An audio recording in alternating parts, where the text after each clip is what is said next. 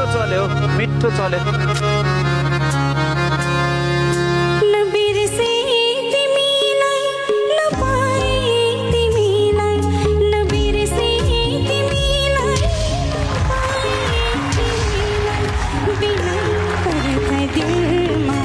कसरी हाल्नु कसरी हाल्यो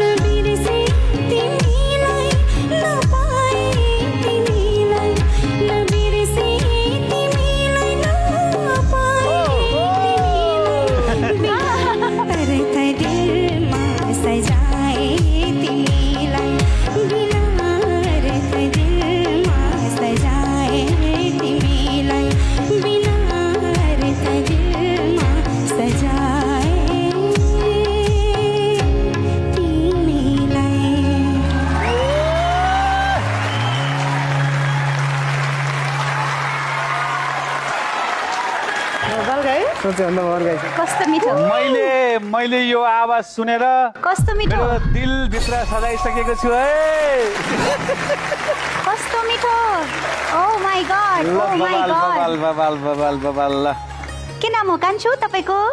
रन्जिता विश्वकर्मा हो रन्जिता कहाँबाट आउनुभयो म उदयपुरबाट आएको okay Ranjita oh my God कस्तो मिठो आवाज हो थ्याङ्क यू म्याम है अनि नर्भस त हुनु भएको थिएन तपाईँ यति धेरै कापिरहेको छु म है भोकलमा थोरै थोरै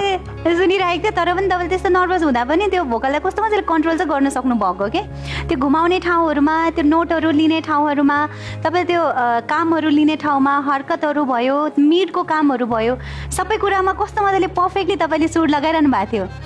थ्याङ्क यू म्याम साह्रै मिठो आवाज ओ माई गॉड तपाईँ जस्तो ट्यालेन्ट त मेरोमा आउनु भए त म त धन्य हुन्थेँ